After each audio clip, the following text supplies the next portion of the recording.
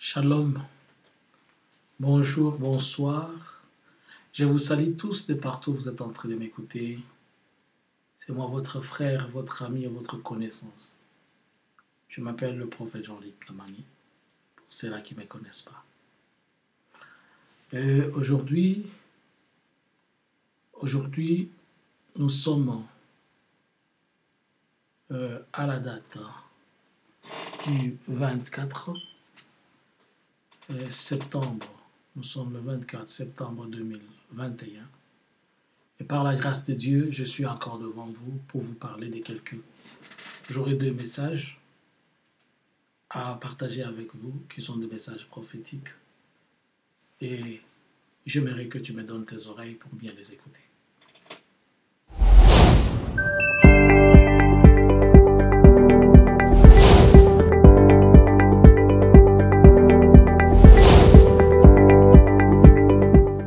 Comme j'étais en train de vous l'annoncer, que je vais vous parler de 2 choses. Le premier message, c'est celui des élections de 2023, ainsi qu'un procès. Un procès et les élections de 2023. Prions. Seigneur, c'est toi qui es le Dieu d'Abraham, le Dieu d'Isaac, le Dieu de Jacob. Tu n'as jamais changé et tu ne changeras point. Et choriste dit, Nani mwanaume kama Yesu. Qui est cet homme comparable à Jésus-Christ? Il n'y a personne. Je t'élève, je t'exalte, toi le Dieu de la gloire, le Dieu de la puissance. Toi qui t'imposes et tout le monde se tait. Toi qui dis une seule chose et tout le monde accepte. Personne n'est capable de refuser ce que toi tu programmes, ni ce que tu planifies. Tout ce que tu veux, c'est ce qui arrive. Tout ce que tu nous partages, c'est ce qui se démontre. Laisse que la gloire et la grâce soient avec toi et que ces messages soient accompagnés avec puissance et action de grâce et que le nom de Jésus-Christ domine au-dessus de toutes choses au nom de Jésus. Amen. Sans plus autant tarder, j'aimerais que tu m'aides à lire ces passages avec moi. Je suis dans le livre de Ésaïe, chapitre 38, le verset 1er. À ce temps-là, Ézéchias fut malade, à mort. Le prophète Ésaïe, fils d'Amos, vint auprès de lui et lui dit, « Ainsi parle l'Éternel, donne tes ordres à ta maison, car tu vas mourir et tu ne vivras plus. » Verset 2. Ézéchias tourna son visage contre Mire et il fit cette prière à l'Éternel. Verset 3. Ô Éternel, souviens-toi que je marchais devant ta face avec fidélité et intégrité de cœur et que j'ai fait ce qui est bien à tes yeux. Et Ézéchias répandit d'abondantes larmes. Verset 4. Puis la parole de l'Éternel fut adressée à Ésaïe en ces mots. Verset 5. Va et dis à Ézéchias, ainsi parle l'Éternel, le Dieu de David, ton père, j'ai entendu ta prière, j'ai vu tes larmes, voici, j'ajoute à tes jours 15 années. Amen. Cette illustration, elle est magnifique, elle est tellement forte. La Bible est en train de parler, je ne suis pas en train de te prêcher, je suis en train de te demander de comprendre. La Bible est en train de parler de l'histoire d'un homme qui s'appelle Ézéchias, c'était un roi. C'était un homme élevé, c'était un homme digne. Mais la Bible dit que Dieu va envoyer son prophète, Ésaïe, pour lui dire, Dieu s'est décidé que tu vas mourir.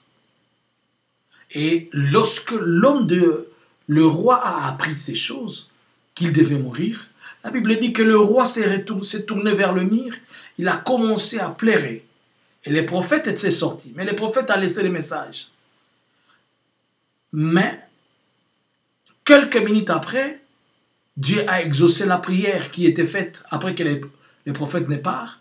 Et avant que les prophètes ne finissent de sortir dans l'enclos du roi, l'Éternel va lui dire, et retourne voir Ézéchias, va lui dire que j'ai écouté et je lui ai augmenté 15 années. C'est-à-dire l'Éternel utilise un prophète pour aller dire qu'un mal ou quelque chose de mauvais va arriver à quelqu'un. Mais maintenant, le comportement de celui qui reçoit les messages n'a plus rien à voir avec les prophètes. La Bible dit, celui qui reçoit un prophète en qualité de prophète reçoit la bénédiction des prophètes. Alors, si Dieu peut envoyer un message à quelqu'un, si Dieu peut dire quelque chose à une personne, même si Dieu dit que tu vas mourir, mais si tu changes l'attitude, la mort peut aussi changer des comportements vis-à-vis de toi. Le comble, c'est que beaucoup de gens reçoivent des messages de Dieu, mais ils ne se retournent pas pour implorer le Seigneur afin que ces choses n'arrivent pas. Je vous dis, puisque je vais vous parler de quelque chose, et vous allez me poser la question, mais tu me diras, mais prophète, tu nous avais dit ceci. Oui, le même prophète qui avait dit, et que le même prophète que l'Éternel avait dit, c'est le même que l'Éternel utilise pour venir le dire encore. Dieu a fait grâce à Ézéchias. Je vous ai dit que je vais vous parler de deux choses. Nous sommes dans une période en République démocratique du Congo où une fossée est en train de se créer et la situation est en train d'aller vers le bas. Et cette situation, en allant vers le bas, l'Éternel m'a amené à voir quelque chose. Premier, je vais parler d'un procès. J'ai vu la population de la République démocratique du Congo avoir soif d'un procès. Il y a un procès qui est attendu, mais je ne sais pas le procès de quoi, et je ne sais pas le procès de qui. Je n'ai pas vu l'image ni la personne qu'on amène en procès. Mais c'était un procès attendu par tous les Congolais comme les gens qui attendent à boire. Je devais dire la majorité des Congolais. Ils attendent un procès. Alors, qu'est-ce que je vais voir? Je vais voir un bâtiment, mais ce bâtiment est encerclé par des militaires. Et une deuxième couche de militaires, c'était des militaires comme de Nations Unies. Et là, dans la vision, je me retrouve en train de poser la question à une personne. Vous savez, dans ce pays, il y a des choses qui sont compliquées. Il y a des gens qui n'ont pas fini leur mission. Et parmi ces gens qui n'ont pas fini les missions qu'ils étaient assignés, il y a cet homme que je vais vous dire tout de suite là. Et je me vois en train de poser la question à un monsieur. Je lui pose la question, je dis, qu'est-ce qui se passe ici? Il me dit que les Nations Unies s'est décidé de changer l'équipe qui va superviser ces procès. Mais ces procès avaient affaire avec la CPI. Un procès attendu par tous les Congolais. Mais je l'ai vu, entendu par tous les Congolais et fait au Congo. Mais on a décidé que ça soit des militaires ou bien de casques bleus ou bien les Nations Unies a donné mandat à certains soldats qui sont comme des casques bleus de prendre soin de la supervision de cela. Mais la personne à qui je parlais, c'était une personne qu'on a considérée comme une personne de paix. Ce qui m'a étonné, j'ai vu qui? C'était Jean-Pierre Bemba. L'ancien président, l'ancien vice-président, Jean-Pierre Bemba. J'ai vu le Seigneur l'a fait grâce qu'il soit considéré comme un homme de paix. Qu'il soit traité comme un homme de paix. Vous allez me poser la question comment, je ne sais pas. Et il était dans cette situation-là, il était comme quelqu'un qui était un homme qui devait amener un homme de justice. Je ne sais pas la posture exacte qu'il a, mais est-il qu'il était une personne neutre et une personne à appeler les gens à une certaine justice. J'ai compris que dans les jours à venir, Dieu lui fera grâce et Et des gens de tous bords viendront les solliciter comme une personne qui peut faire asseoir les gens pour parler. Donc, le message dit qu'il y a un procès tellement entendu par les Congolais, je ne sais pas de qui, mais ce procès a à voir avec la CPI. Je vis Jean-Pierre Bemba être la personne sollicitée par ces instances internationales à avoir quelque chose d'épais par rapport à ça. Cette image est passée. Et je pense avoir donné ces messages en cours, mais je vais les donner maintenant en détail. La deuxième vision, c'est que ça date un peu un temps. Le Seigneur m'a fait voir que, vous voyez la carte de la République démocratique du Congo. J'ai vu les pays comme si divisés en deux grands groupes. Le premier groupe était petit, car la situation qui se passe maintenant entre la situation interne de la cuisine interne de la famille présidentielle, du couple présidentiel, c'est les retombées de ces choses vont continuer à mener des fossés.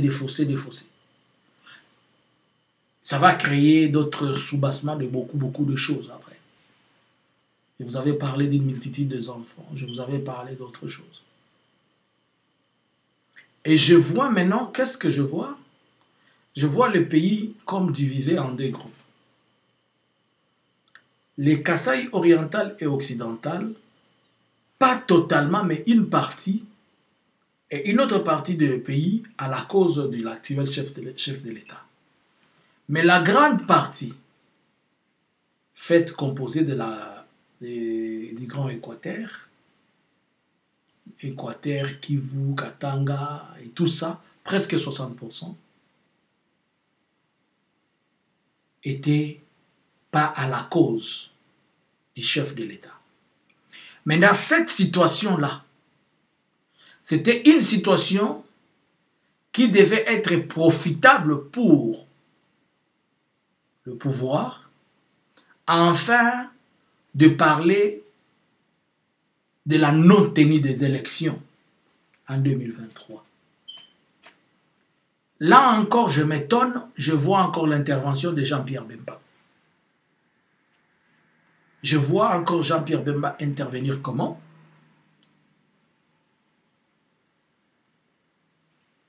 Il n'était pas président. Ne me dites pas que je vous ai dit qu'il était président. Mais je vois les gens se tourner attendant qu'ils disent quelque chose. Et c'est pourquoi je vais vous demander de prier pour cet homme. Je vous ai dit que l'Éternel est Dieu, il n'est pas notre ami. Dieu peut dire à quelqu'un tu vas mourir, mais si cette personne se retourne vers son Dieu, Dieu est capable de changer. Quelqu'un va me dire, prophète, tu nous avais dit un jour que tu la vis en enfer. Je dis oui, et je le répète, je le vis. Mais s'il a cherché Dieu, moi et toi, on ne sait pas. Et vous allez me poser la question au prophète, comment tu le sais? Je suis un prophète. De la même manière que je sais qu'il était là, et c'est de la même manière que l'Éternel aussi m'a fait voir autre chose. Et il me dit, c'est ce que je suis en train de vous dire. Mais attention, je ne vous ai pas dit qu'il sera le président. Non, ne me dites pas ça. J'ai dit ceci, qu'il y a une situation qui va arriver. Cette situation va influencer certaines choses en 2023. Et pendant 7 ans, le Grand Équateur, avec d'autres provinces, ils vont être comme si, pas comme si, mais ils ne vont pas être à la cause de l'actuel président. Et on va attendre qu'on leur donne un mot d'ordre pour dire ne faites pas ou ne faites. Mais c'est là que je vois Jean-Pierre Bemba dire à tout le monde, nous devons aller aux élections. Il a pris la posture d'un homme qui apaise et qui apporte la paix. Encore pour la seconde fois. C'est pour dire que l'Éternel l'a revêtu d'une grâce pour qu'il soit un homme de paix et qu'il soit un rassembleur, un conseiller. Mais je n'ai pas dit qu'il sera candidat ou président, non. Et là, je le vois se tenir debout et dire, quels que soient les contextes dans lesquels nous sommes, mais nous devons aller aux élections. Puisque on voulait profiter de cette situation-là pour dire que le pays étant ce qu'il est, il n'y a pas moyen que les élections se fassent. Vous voyez, il y a des troubles, il y a ceci, il y a cela. Ce n'était pas des troubles du genre des troubles militaires. Ce n'était pas du genre de troubles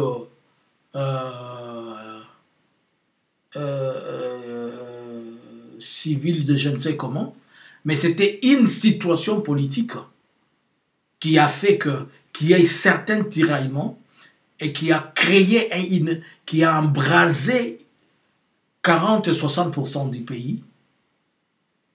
Et certaines personnes mécontentes, certaines personnes qui ne se retrouvent pas se sont attachées. J'en appelle à tous les hommes de Dieu. Vous pouvez être pasteur de tel, pasteur de tel, pasteur de tel. Moi, je suis l'homme de Dieu de tout le monde. Je vous parle de tout le monde, de tout ce que Dieu me dit. Et si Dieu me fait grâce de voir tous ces politiciens-là, tous ces mondes-là, je leur dis ce que le Seigneur me demande. Mettez de l'eau dans le vin de vos fils et vos filles spirituels qui sont dans le gouvernement et dans la politique. Demandez-leur que chacun adoucit la tension. Sinon, nous risquons de nous retrouver dans une situation sans précédent. Et je suis en train de prier le Seigneur pour qu'il me parle plus de 2023 et de la situation post-électorale. Donc, je te demanderai à ce que tu pries pour cet homme et ses frères, le bien-aimé Jean-Pierre Bemba. Que Dieu lui dote de ces capacités-là d'un homme de paix, qu'il soit à mesure, à chaque fois que le pays va avoir besoin de lui dans ce contexte, qu'il puisse être au milieu et amener les gens à être rassemblés. Donc voici les deux messages que j'avais, que nous devons prier pour 2023, afin que 2023 ne crée pas des graves incidents et qui ne déchire pas le pays. Parce qu'il y a un risque que le pays soit déchiré, car ceux qui sont au pouvoir vont peut-être ne pas vouloir les quitter, ou ne pas vouloir partir, ou ne pas vouloir peut-être, je ne sais pas, par plusieurs raisons. Vous vous rappelez que je vous avais dit que l'Éternel m'a dit comment les choses vont se passer pendant cette période électorale. Il y a beaucoup de gens qui seront éliminés dans la course. On va créer des situations politiques pour éliminer X, Y, afin que, puisque normalement, d'après les analyses telles que vous le savez, l'actuel gouvernement, l'actuel président, si les élections se passent à l'africaine, toutes les garanties sont bonnes. Mais si ce sont des bonnes élections, il y a un risque potentiel. D'autant plus que vous voyez aujourd'hui, il n'a presque plus les Kivu, il n'a presque plus les Katanga, il n'a pas l'Équateur, les Kasaï c'est sur la tangente, la province orientale et consorts, avec tout ce qu'il y a comme soubassement de ceci, et des insultes à gauche comme à droite, quand on est en train d'insulter les Congolais, les jeunes, tous les hommes qu'on a appelés comme étant des sous-hommes, j'évite d'être alarmiste. Donc il y a certaines choses qui sont tout autour à un bilan qui n'est pas aussi meilleur, qui peut faire ces choses-là. Voilà pourquoi j'avais dit l'autre fois dans une autre vidéo que le président actuel pouvait travailler ces quelques années qui restent pour lui permettre à ce qu'il puisse se racheter beaucoup de choses. Sinon, le peuple risquerait de lui régler son sort en 2023, si ce sont de bonnes élections. Mais si ce ne sont pas de bonnes élections, si ce sont des élections à l'africaine, là on ne se dérange pas. Mais dans tous les deux cas, je vois cette division-là du pays dont nous devons prier et demander que le Seigneur, la personne à qui il va doter de cette parole de sagesse, ou bien cette autorité pour apaiser ou calmer les choses, que cela se passe tel que l'Éternel le montre et le veut. Prions. Dieu d'Abraham, Dieu d'Isaac et de Jacob, je viens vers toi et je suis devant tes yeux, papa. Je viens remettre le bien-aimé Jean-Pierre Bemba entre tes saintes mains. Sois avec lui, Seigneur Jésus. Donne-lui la force, donne-lui la gloire et permets qu'il puisse être cet instrument que tu t'es choisi. Je prie en même temps pour le président de la République démocratique du Congo. Seigneur, je prie aussi pour les opposants, Fayoulou, je prie pour les autres, pour Katumbi, ainsi que tout le monde. Je prie pour Joseph Kabila, Seigneur. Je demande que ta main, ta puissance et ta dignité soient au-dessus de tout le monde. Seigneur, que seule ta volonté se fasse, pas celui des hommes. Amène nos politiciens à avoir l'esprit de l'amour de la patrie qu'ils servent, au lieu d'avoir l'esprit d'autre chose. À toi la gloire, à toi la puissance et la dignité. Au nom de Jésus. Amen. C'était pour vous le prophète Jean-Luc Kamani. Si c'est la première fois que tu m'écoutes et que tu me suis, que Dieu te bénisse. Abonne-toi, active la cloche de notification et ne manque pas à la prochaine séance. On est chaque fois connecté le mardi et le samedi à partir de 20h pour l'exhortation et pour les études bibliques. Que le Dieu d'Abraham, le Dieu d'Isaac, le Dieu de Jacob te bénisse. Mon contact, il est là. Vous l'avez toujours sur le +46 73 95 76 742. Shalom.